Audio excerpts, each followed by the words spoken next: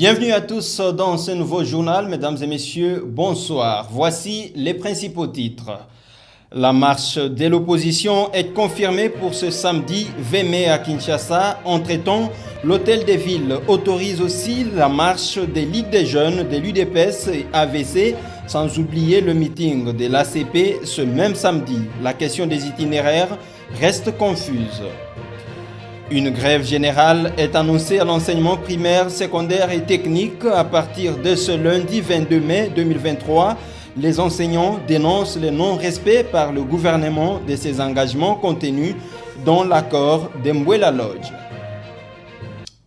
Encore une fois de plus, bienvenue dans ce journal. L'opposition congolaise sera dans les rues de Kinshasa ce samedi 20 mai 2023. Le gouverneur de la ville, Jantini Ngobila Mbaka, a donné son feu vert. L'autorité urbaine autorise pour ce même samedi les manifestations de quelques partis membres de l'Union sacrée. Suivez ce reportage.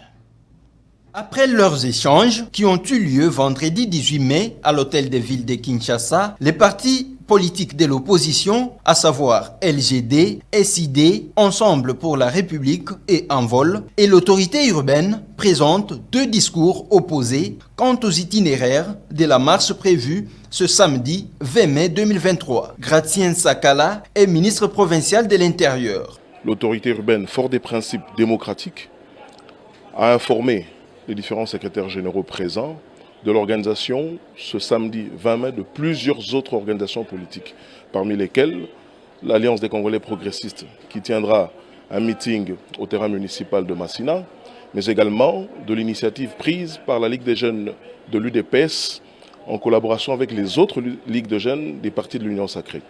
L'autorité urbaine, tenant compte de certains paramètres sécuritaires et pour éviter naturellement des affrontements dans la ville de Kinshasa, a décidé d'autoriser la marche de l'opposition sur un itinéraire qui serait compris entre le rond-point Sakombi, l'avenue Kassavubu, la place Victoire pour chuter à la place Imka.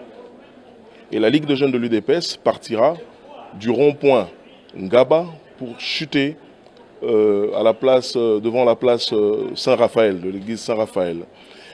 Il s'y est de rappeler que l'autorité urbaine a tenu compte des itinéraires qui ont été librement choisis à travers les courriers des différentes formations politiques et que donc, pour pouvoir préserver la paix et l'ordre public dans la capitale, il a donc dû séparer, en tenant compte, comme je l'ai dit, des itinéraires qui ont été donnés initialement par chacune des formations. Des décisions qui ne passent pas du côté de l'opposition. Devos Kitoko, secrétaire général de l'SID de Martin Fayoulou, évoque l'itinéraire partant de Super Lemba jusqu'au siège de l'SID au boulevard Triomphal. Nous venons de terminer la réunion avec le gouverneur de la ville de Kinshasa, M. Jantini Ngobila. Nous informons l'opinion nationale, les Kinoises et Kinois, que la marche est maintenue pour ce samedi 20 mai 2023. Au lieu des deux itinéraires qui étaient initialement prévus, nous avons fusionné les deux en un seul itinéraire. Celui qui commence par le rond-point Super Lemba. Nous allons arriver au niveau de l'échangeur délimité. On prend le boulevard Lumumba, le boulevard Sendoué, le boulevard Triomphal et avec comme point de chute la devanture du bureau du siège de l'SID sur Triomphal. Il y a eu des contradictions avec le gouverneur. Et nous sommes sortis dessus parce que M. Jantini Ngobila ne s'est pas comporté comme gouverneur de la ville, mais comme le président de la Ligue des jeunes de l'UDPS.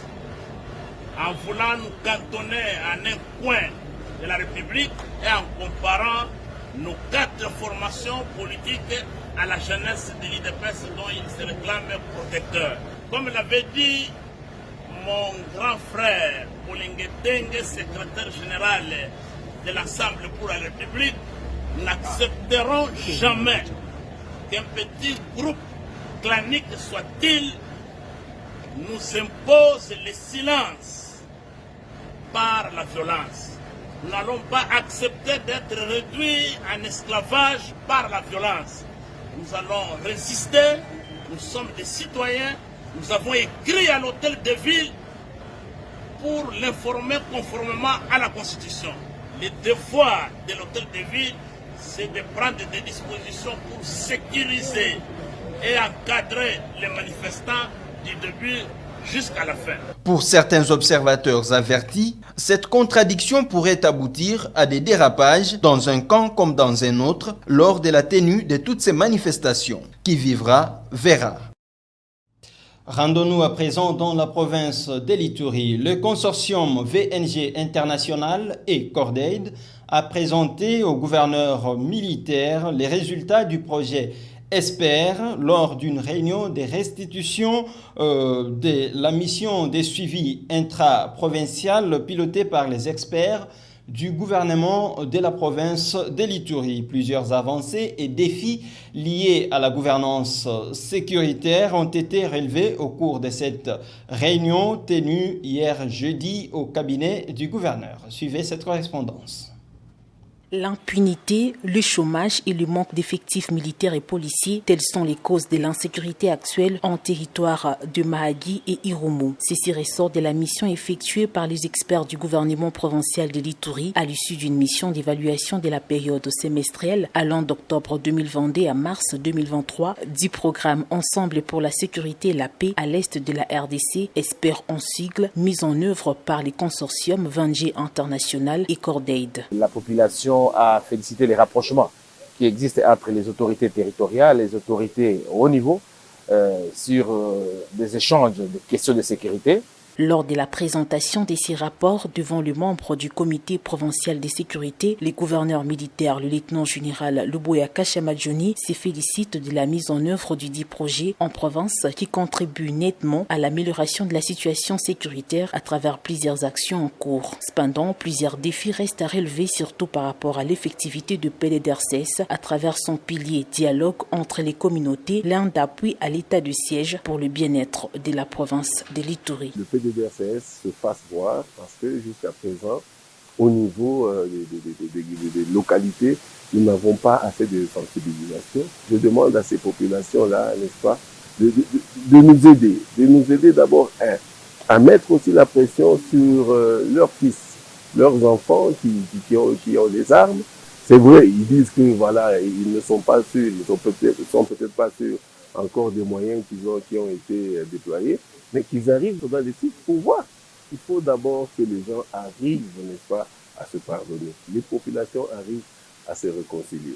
Parce que c'est vrai, comme je l'ai dit, nous aurons, avec tout ce que nous avons comme demande, nous aurons assez d'effectifs, assez de personnel, n'est-ce pas, pour endiguer cette violence-là. Notons que le programme ESPER mis en place par les gouvernements congolais dans les provinces de l'Ituri, Nord et Sud Kivu milite pour la gouvernance sécuritaire en vue d'arriver à la paix durable, combat acharné par les présidents de la République et commandant suprême de FARDC et PNC, Félix Antoine Tshisekedi Tshilombo.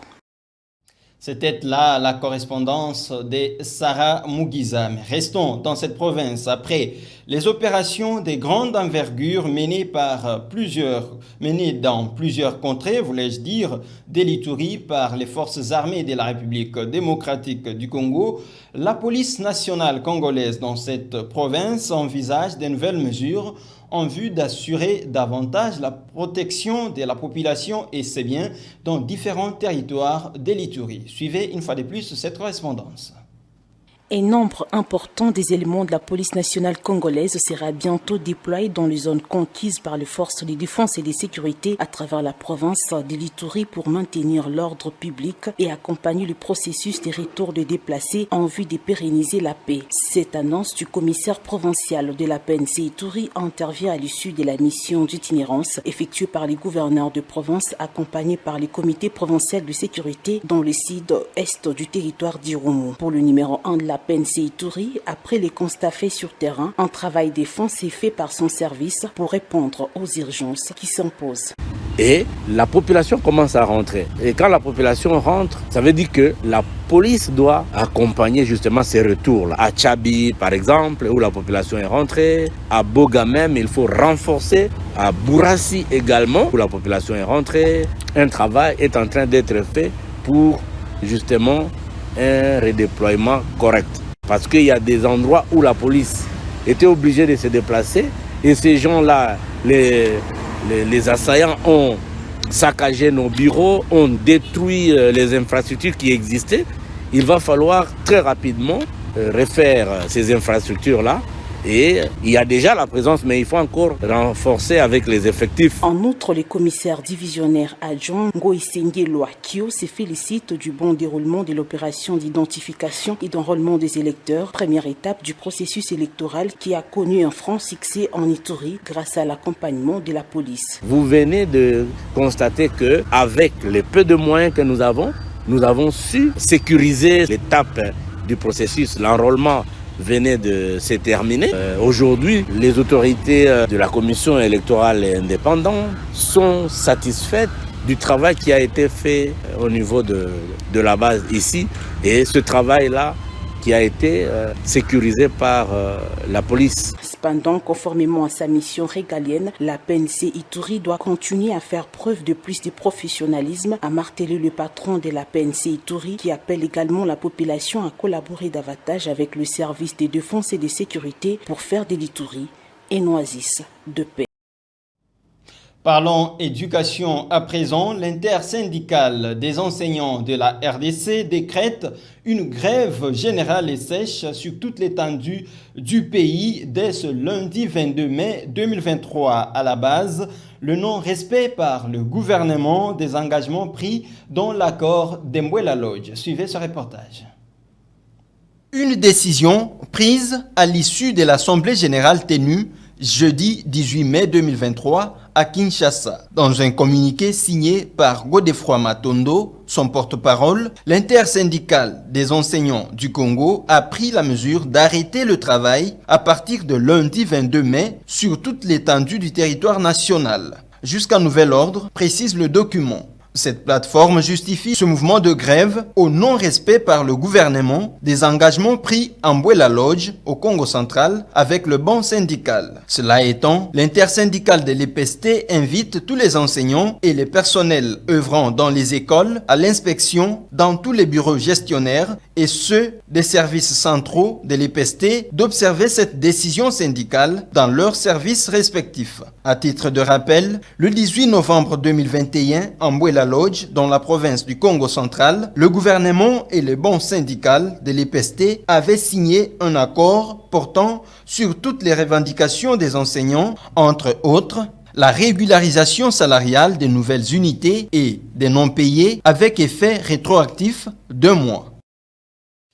Ouvrons à présent la page sportive. La possibilité de la révision de la façade du stade des Martyrs afin de le rendre plus attractif. Les sujets étaient au cœur des échanges entre le ministre des Sports et Loisirs, Claude-François Kabulo-Mwana Kabulo et la délégation de la société Milvest, jeudi 18 mai 2023. Suivez. S'inscrivant dans la politique de son gouvernement qui tient à faire du stade des Martyrs de la Pentecôte un véritable milieu sportif, culturel et touristique, le patron des sports a affiché sa ferme volonté de moderniser l'extérieur de cette infrastructure pour la mettre au diapason de Kinshasa Arena. Nabil Ben Mokhtar est conseiller du PCA de l'entreprise Milvest. Auprès de son Excellence, Monsieur le ministre des Sports, afin de parler un petit peu du stade des Martyrs. Et puis afin de voir un petit peu le design extérieur du stade. On a parlé aussi de la possibilité de refaire toute la façade du stade et des travaux qui devront être faits aussi par rapport à l'amélioration de ce monument qui est le stade des Martyrs. Certainement que le peuple congolais mérite quelque chose de très beau, de très bien, quelque chose qui devrait être exécuté rapidement. Donc nous avons parlé de tous ces aspects-là et puis dans le futur on vous tiendra au courant de tout ce qui sera fait et de tout ce qui sera réalisé par rapport à cela. Les deux parties ont envisagé la possibilité de finir ces travaux de revêtement simultanément avec ceux de Kinshasa Arena. L'entreprise Milvest était représentée à cette réunion par les directeurs des chantiers et l'architecte principal en charge de la construction de Kinshasa Arena, alors que le ministre des Sports était assisté par le patron de son administration. Vers une réhabilitation du stade Vélodrome de Kinshasa, le ministre des Sports et Loisirs, Claude-François Kaboulou Mwana Kaboulou, a reçu jeudi dans son cabinet de travail la firme française Bonim Atid qui promet de rénover cette enceinte située dans la commune de Kintambo. Suivez. Dans le souci de participer au développement du football de jeunes en République démocratique du Congo, la firme française Bonimatid promet de rénover le stade Vélodrome de la commune de Kintambo. Conduit par l'ancien Léopard Santos Moutoubile, les responsables de Bonimatid ont expliqué au ministre des Sports et Loisirs les plans d'exécution des travaux. Il était question d'expliquer pourquoi effectivement on est intéressé par rapport au stade Vélodrome. Ça a été surtout d'expliquer d'abord la vision de Bonim. La vision de Bonim, elle s'affiche sur plusieurs paramètres. La première, effectivement, cette volonté de redonner très principale. Ça, c'est le premier. Et la deuxième, mettre en place, effectivement, une école de formation. Donc, ces deux choses sont quelque chose qui sont liées et sur lesquelles nous apportons beaucoup d'importance. Qui va préfinancer ces travaux? On a effectivement un préfinancement sur lequel nous, on va effectivement mettre en place tout de suite. Mais c'est un accord après que je verrai effectivement avec le ministre en question. Pour rappel, la société Bonimatid était du nombre des entreprises sélectionnées pour la construction des infrastructures du Mondial 2022 au Qatar. Fin de ce journal, mais avant de nous quitter, les rappels des principaux titres. La marche de l'opposition est confirmée pour ce samedi 20 mai à Kinshasa. Entre-temps, l'hôtel de ville autorise aussi la marche des ligues des jeunes de l'UDPS et AVC, sans oublier le meeting de l'ACP ce même samedi. La question des itinéraires reste confuse. Une grève générale est annoncée à l'enseignement primaire, secondaire et technique à partir de lundi 22 mai 2023. Les enseignants dénoncent le non-respect par le gouvernement de la République de ses engagements contenus dans l'accord de Mouela Lodge. Merci de nous avoir suivis, restez-nous fidèles, mais surtout n'oubliez pas d'activer la cloche des notifications pour rester informés à chaque instant. Quant à moi, je vous retrouve très prochainement. Au revoir.